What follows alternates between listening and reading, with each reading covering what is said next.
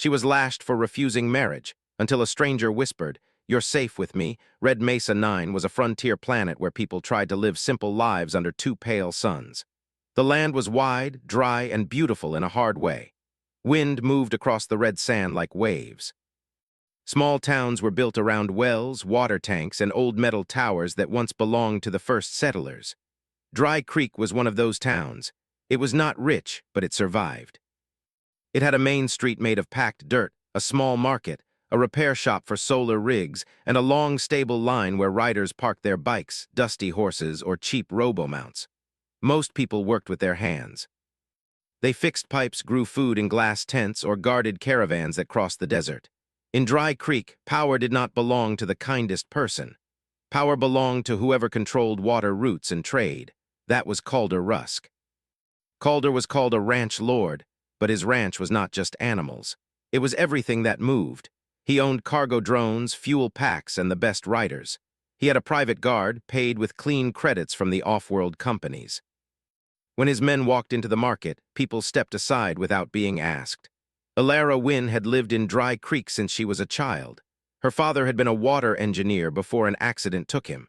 Her mother sold cloth and small tools. Alara learned early that life on Red Mesa 9 was never fair, but she also learned that fear could become a habit, something people wore every day like a coat. Alara did not like that habit. She worked at the pump station, checking filters and measuring tank levels. It was quiet work, but it mattered. Without the pumps, Dry Creek would be a ghost town in a week. The older technicians respected her because she paid attention and never cut corners. Alara was also known for another reason. She had refused a marriage arrangement. In Dry Creek, the council often made agreements with powerful families to keep peace. It was not written as law, but it was treated like law. When Calder wanted something, the council found a way to offer it. He wanted Alara, not because he loved her, not because he knew her. He wanted her because she was steady, respected, and connected to the pump station. Having Alara near him would make his control feel normal. It would make the town think, maybe Calder is not so bad. Maybe this is the way things should be. The council told Alara it was for the good of Dry Creek. They said Calder would protect the town. They said he would invest in new pipes and better storage tanks. They said her refusal would invite trouble. Alara listened, then shook her head. "No," she said. The room went silent. The council members exchanged nervous looks. One of them cleared his throat and tried again, using softer words. "Alara, you don't understand. This isn't only about you." Alara understood too well. That was the problem. "It's exactly about me," she said. "You're trying to trade my life like it's a water barrel." When word spread, some people admired her, but admiration did not stop threats. And it did not stop the council from making an example. They did not call it cruelty. They called it discipline. They called it tradition. They called it the price of peace. On the day of the public punishment, the air was hotter than usual. Heat ripples danced above the road. Alara stood in the center square, her hands free, her chin lifted. She refused to beg, even when she felt weak inside. She could see her mother at the edge of the crowd, face pale, fingers tight around a cloth bag. She could see neighbors who had smiled at her last week now staring at the ground. Not because they hated her, but because they were afraid. Calder watched from the shade near the saloon's porch. He wore a long coat with a metal clasp shaped like a bull. His boots were clean. His eyes were calm. He looked like a man watching a show he had paid for. The town enforcer spoke to the crowd, saying the council did not enjoy this. He said it was necessary. He said it would restore order. Alara's stomach turned at the words. Order to them meant silence. The punishment was meant to hurt her pride more than her body. It was meant to make her feel small in front of everyone. Alara focused on breathing. She focused on the sound of the wind. She focused on the idea that she was still herself. They could not take that unless she handed it over. When it was over, the crowd scattered quickly like birds fleeing a shadow. Alara stood unsteady for a moment, then took a slow step. Her vision blurred. Someone rushed forward, her mother helping her toward a side street. Alara did not cry, not because she felt no pain. She did feel it, but she refused to give Calder the satisfaction. They reached a small alley behind the pump station. Alara leaned against the cool metal wall. Her mother's hands trembled as she checked her, whispering that everything would be okay, even though neither of them believed it. That was when the stranger appeared. He did not come running. He did not shout. He simply walked into the alley as if he belonged there.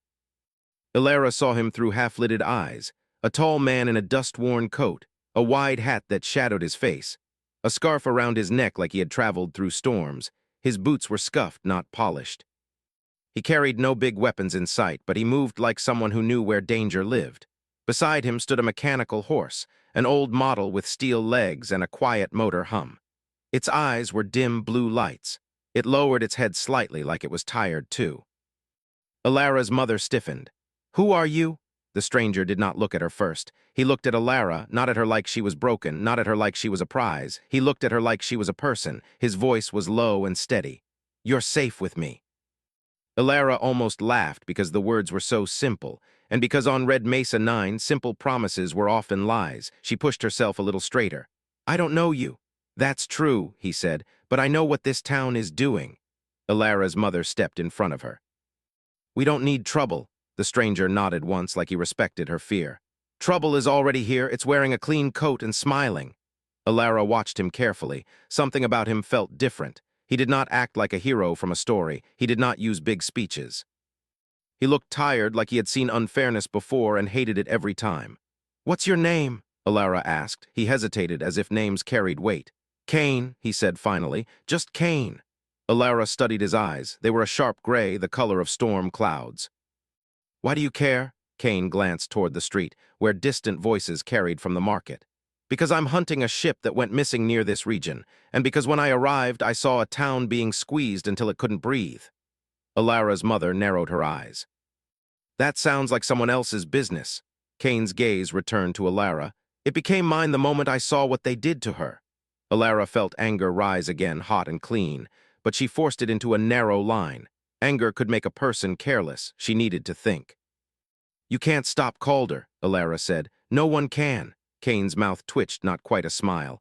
"People say that about a lot of men. Usually it's because no one has tried the right way." Ilara's mother gave a small, tired shake of her head. "If you help her, they'll come after us." Kane nodded again. "They'll come after her either way." That was the truth. Ilara felt it settle like a stone in her chest. Calder would not accept refusal. The public punishment had been only the start. Next would come pressure, threats, and then something worse, something that could not be undone. Ilara looked down at her hands. They were shaking slightly. She hated that they were shaking. She hated that her body still reacted like prey. Then she remembered the faces in the crowd, the lowered eyes, the silence. Dry Creek was full of people who wanted to live without fear, but they had forgotten how. Ilara lifted her head. "If I leave," she said, "Calder will punish my mother." Kane's gaze sharpened. "Not if we move smart, not if we make him too busy to focus on one family." Ilara frowned. Kane did not step closer. He did not touch her. He kept a respectful distance, like he understood that trust was not free. "Yes," he said. I can help you disappear tonight. Or I can help you do something better than disappear." Ilara's heart beat faster. "Better?" Kane's voice dropped. "People like Calder survive on secrets and fear. Take away either one and they start to crack." Ilara stared at him, trying to decide if he was real. A part of her wanted to believe him. Another part warned her that hope could be another trap. In the distance, a bell chimed from the council hall. Evening was coming. Ilara's mother touched her arm gently. "Ilara." Ilara breathed in the dry air. She thought of the pump station. The town, the children who played near water tanks like they were treasures. She thought of the future if she stayed, small, controlled, and silent. Then she looked at Kane again. His face was calm, but his posture was ready like he had already planned escape routes. "What do you want from me?" Ilara asked. Kane answered without hesitation. "I want you alive and I want you free." Ilara closed her eyes for 1 second just to feel the truth of those words. Then she opened them. "Fine," she said, "but you don't lead me, you walk beside me." Kane nodded slowly. "Deal." Ilara pushed away from the wall. Pain pulsed through her, but she stayed upright. She would not bend for Calder, not again. Kane turned slightly, listening. The mechanical horse lifted its head. Somewhere nearby, boots hit the dirt hard, fast steps, not casual ones. Kane's eyes flicked toward the alley entrance. "They're already looking," he said. Ilara swallowed. Her fear tried to rise, but she crushed it down. She had made her choice. Kane leaned closer, just enough that only she could hear him. "Stay close, don't run unless I run." Ilara nodded. The steps grew louder. Shadows stretched across the alley. Part 1 ends. The footsteps outside the alley slowed, then stopped. Alara felt her breath tighten in her chest. The air seemed heavier, filled with dust and tension. Kane stood slightly in front of her, not blocking her view but placing himself where he could react first. Two of Calder's riders stepped into the alley. They wore long coats marked with the ranch lord's metal emblem. Their boots crushed small stones as they walked closer. One of them looked bored, the other careful. "There you are," the bored one said. "Council wants to see you again." Alara knew that tone. It meant she was not being invited. Kane tipped his hat slightly, pretending calm. "Looks like she's already had a long day, maybe tomorrow." The careful rider narrowed his eyes. "And you are?" "Passing through," Kane said simply. The riders glanced at each other. Outsiders were rare in Dry Creek, dangerous too because they did not follow local fear. The bored rider laughed softly. "She belongs to the council," he said. "And you don't." Alara felt anger spark again. She stepped forward slightly. "I don't belong to anyone." The rider's smile faded. He took a step closer, but Kane shifted just enough to keep space between them. "We're leaving," Kane said calmly. The careful rider's hand moved toward his belt. "No one leaves Dry Creek without permission." The mechanical horse behind Kane gave a quiet metallic sound, its sensors glowing brighter. The moment stretched tight like a wire. Kane's voice stayed steady. "You can walk away now, no trouble." For a second, Alara thought they might listen. But fear and pride mixed together, and that rarely ended peacefully. The bored rider reached for Alara's arm. Kane moved fast. He did not punch or strike wildly. Instead, he twisted the rider's wrist gently but firmly, guiding the man off balance. The second rider stepped forward, but Kane shifted again, placing himself between them without real violence. His movements were smooth, practiced, like someone trained to end fights before they truly began. "Enough," Kane said quietly. The riders froze. Something in his voice made them hesitate. Maybe it was confidence, maybe it was experience, or maybe it was the way he did not seem afraid at all. "Tell Calder she's gone," Kane added, "and tell him the next time he sends people after her, he should choose better." The riders backed away slowly, clearly unsure whether fighting was worth it. Finally, they turned and left the alley. Alara released a breath she did not know she had been holding. "You didn't hurt them," she said. "Didn't need to," Kane replied. "Sometimes winning means not starting a bigger fire." Alara nodded slowly. That was different from what she expected. Most fighters in Dry Creek relied on force. Kane used control. "We need to move," he said. "They'll come back with more." Alara turned to her mother. The older woman looked torn between fear and hope. "Go," her mother whispered. "I'll be fine. Don't come back until you're safe." Alara hugged her quickly, trying not to let emotion slow her down. Then she followed Kane toward the mechanical horse. The machine adjusted its height slightly to help her climb. It felt strange at first, the metal surface warm from the sun, but stable. Kane mounted behind her, guiding the machine silently through side streets instead of the main road. Dry Creek passed by like a memory. The pump station, the market stalls, the water towers glowing orange in sunset light. Alara felt a sharp ache in her chest. She had lived here her whole life. Leaving felt like cutting away a part of herself, but staying would have meant losing everything. They reached the edge of town just as darkness settled. The twin suns dipped below the horizon, leaving behind purple clouds and distant lightning from a sandstorm. Kane guided the mechanical horse into open desert. Wind rushed against Alara's face as they moved faster. The town shrank behind them until it became only a cluster of lights. For a long time, neither spoke. Finally, Alara said, "Why help me, really?" Kane hesitated. "Because I've seen places like this before, people with power pretending it's protection. People losing themselves because they believe they have no choice." "And you think I do?" "I know you do," he said. Alara thought about that. She wanted to believe it was true. They traveled through rocky terrain under a sky filled with unfamiliar stars. Strange glowing plants dotted the desert floor, lighting their path faintly. The mechanical horse moved smoothly, avoiding cracks and hidden dips in the ground. After an hour, Kane slowed near a canyon. Hidden between tall rocks was a small camp, a portable shelter, a fire unit, and supplies stacked neatly. "You planned this," Alara said. "I always plan exits," Kane replied. He helped her down carefully, respectful of her injuries. Alara sat near the fire unit, watching its blue flame flicker. The warmth felt comforting after the long ride. Kane handed her a small container of water. She drank slowly, feeling strength return. "What now?" she asked. Kane crouched near a small device projecting a map of the region. Now we figure out how to stay ahead. The map showed Dry Creek and nearby trade routes. Alara noticed markers she had never seen before, hidden paths, old ruins, abandoned stations. "You know this place well?" she said. "I learn fast," he answered. Alara watched him quietly. He did not act like a hero from stories. He seemed more like someone trying to fix something broken without making himself the center. "You said you were looking for a missing ship," she said. "Yes," Kane replied. "Cargo transport disappeared near here, last signal close to Dry Creek." Alara frowned. "Calder controls all shipments." Kane looked up. "Exactly." Understanding dawned slowly. "You think he took it?" "I think he's hiding something," Kane said. "And if we find it, we might find leverage." Alara felt energy return to her thoughts. Instead of running forever, maybe they could change something.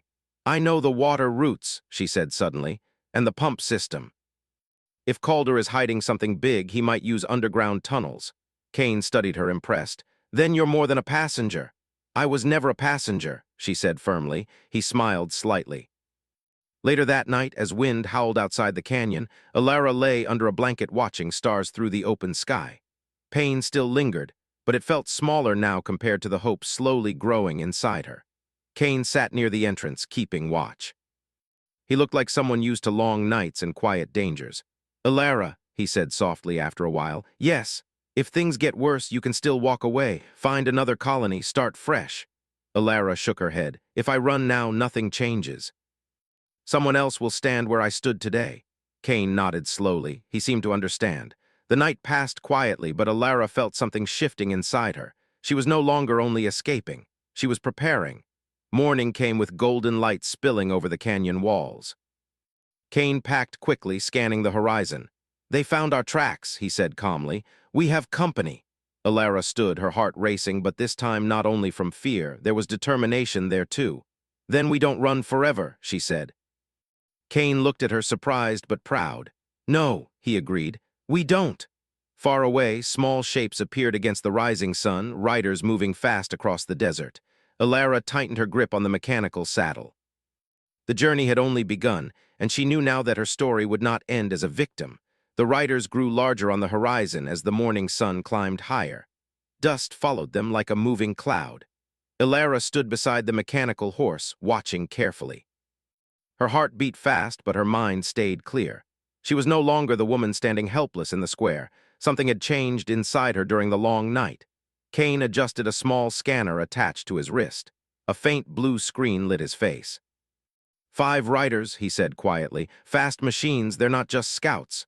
Alara nodded. "Calder doesn't like losing control." "No," Kane agreed, "and he especially doesn't like witnesses."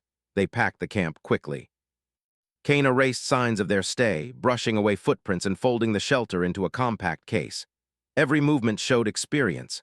Alara watched closely, learning without asking. When they mounted the mechanical horse again, Kane guided it toward a narrow path between canyon walls. "We're not running forever," Alara said. "You said we need leverage. Maybe it's time we stop reacting and start planning." Kane glanced at her over his shoulder. "That's exactly what I was hoping you'd say." They traveled deeper into the desert. The terrain changed from open sand to rocky hills filled with strange metal remains, old machinery left by early settlers or forgotten explorers.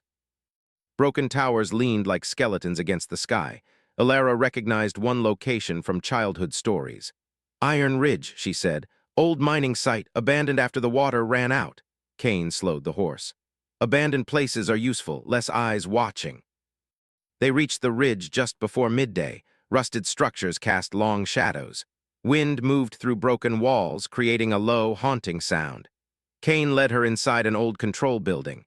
Dust covered the floor, but the roof still held. He activated a portable console, projecting maps and signals into the air. "We need allies," he said. "2 people against Calder's riders won't last." Alara thought carefully. "There are people who hate him," she said slowly.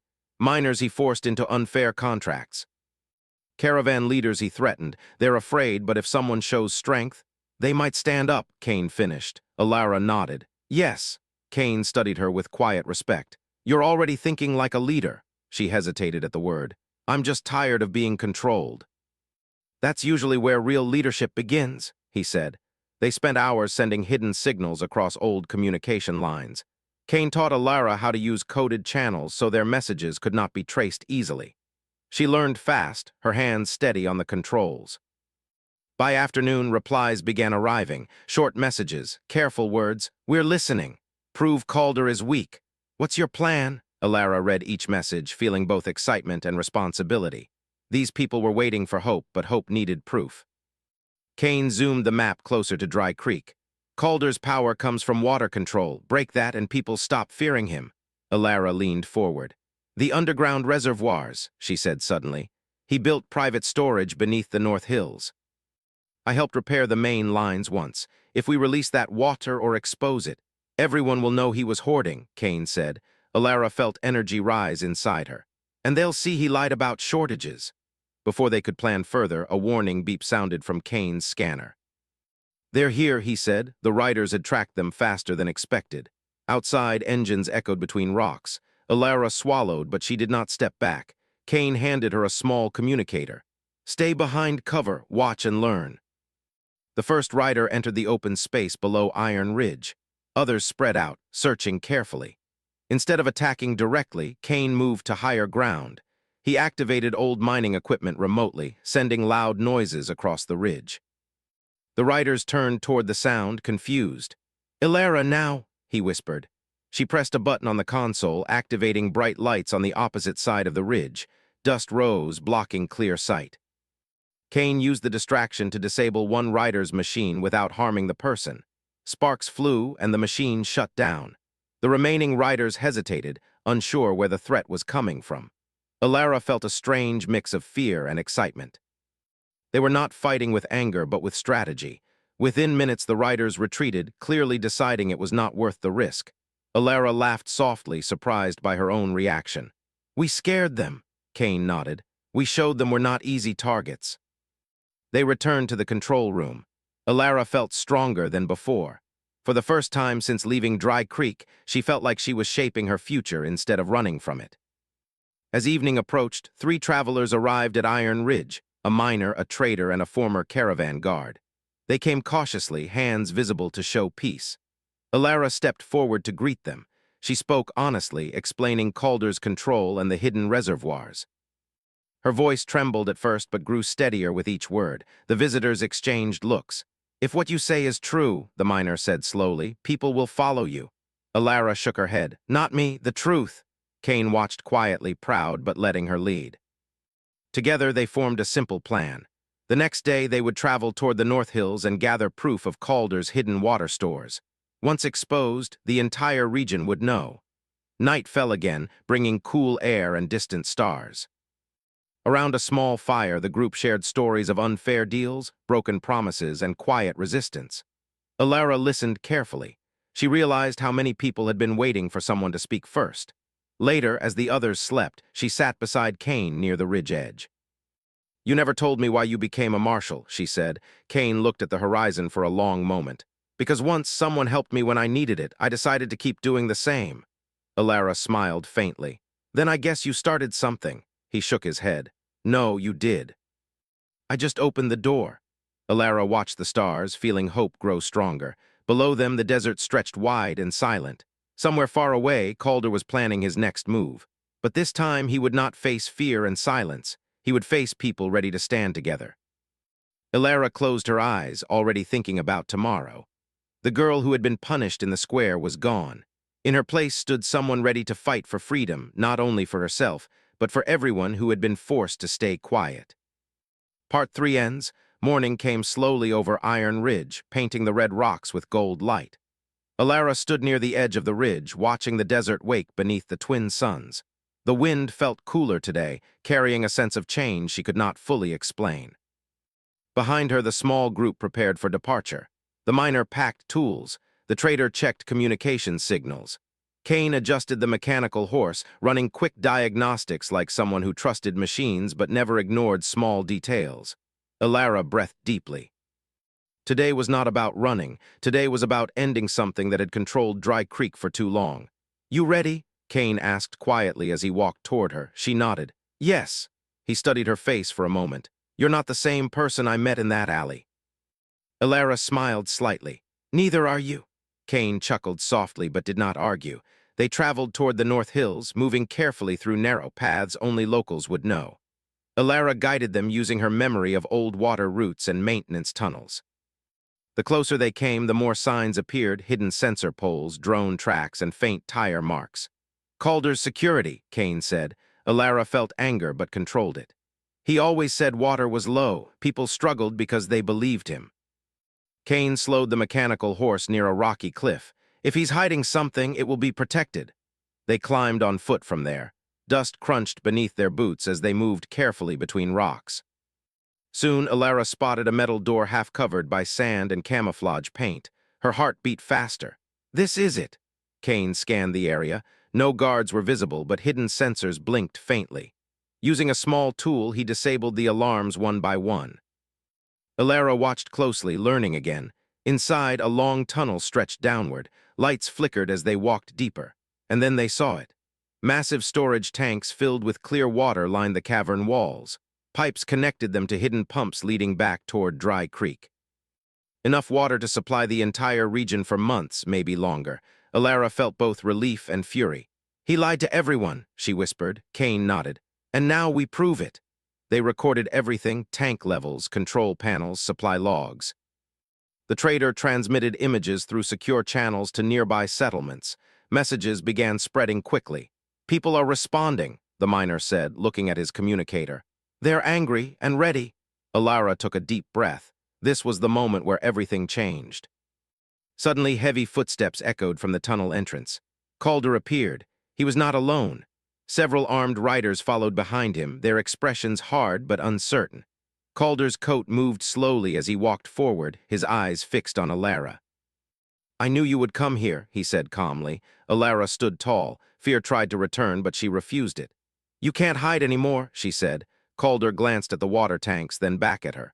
People need leadership. They need someone strong enough to make hard choices. You mean lies, Alara replied. Kane stepped slightly forward, but Alara lifted her hand gently, signaling she wanted to speak herself. You punished me because I refused you, she said. You told everyone it was for peace, but this isn't peace, this is control. Calder's jaw tightened. Without control, this town falls apart. No, Alara said softly but firmly. Without trust, it already has. Behind Calder, some of his riders exchanged looks. They had seen the broadcast messages. They knew the truth was spreading. Calder noticed their hesitation. His voice grew sharper. Do not forget who feeds you, who protects you. One rider stepped forward slowly. You said the reservoirs were empty. Calder did not answer immediately. Silence filled the cavern. Alara spoke again. He kept water while children rationed drops. He created fear so no one would question him. The rider lowered his weapon. Another followed. The balance shifted. Calder's calm mask cracked for a moment. You think you can replace me? He demanded. Alara shook her head. No one needs replacing. We need fairness. Kane moved toward the control panel. It's time, he said quietly. Alara pressed the main release switch. Deep mechanical sounds echoed through the cavern. Valves opened, sending water through public channels toward Dry Creek's main systems. Warning lights flashed as pressure equalized. Above ground, distant pumps activated, sending fresh water to every household. Calder stared in disbelief. You've ruined everything, he said. No, Alara answered. We fixed it. His remaining guards stepped back slowly, unsure whether to follow him anymore. Calder turned and walked toward the exit without another word. For the first time, he looked smaller. When he was gone, silence filled the space again, but this time it felt lighter. Outside, the group watched water flow into dry channels. Sunlight reflected from moving streams, turning dust into shining paths. Messages flooded the communicators. Dry Creek has water again. People are gathering. They want to rebuild. Alara felt tears form in her eyes, but they were not from pain. They were from relief. Later that day, they returned to Dry Creek. The town looked different already. People stood together in the square, talking instead of whispering. Children ran near flowing fountains that had been dry for months. Alara's mother rushed forward and hugged her tightly. The crowd watched with curiosity and respect. Council members approached carefully. We want to change things, one said. A shared council, fair rules. Alara listened, then nodded slowly. Everyone needs a voice. Kane stayed near the edge of the crowd, watching quietly. As evening arrived, Alara found him preparing the mechanical horse again. You're leaving, she said. I usually do, he replied gently. Alara crossed her arms. And what if someone asked you to stay? He hesitated. I thought you didn't need a savior, he said. I don't, she answered, but friends are different. Kane smiled slightly. The tension left his shoulders for the first time. They stood together watching the sunset paint the sky orange and violet. Dry Creek was no longer silent. People laughed, talked, and planned. A new beginning had started, not because one person saved the town, but because someone refused to give up and others found courage to follow. Ilara looked toward the horizon. The desert was still wide, still dangerous, but it no longer felt like a prison.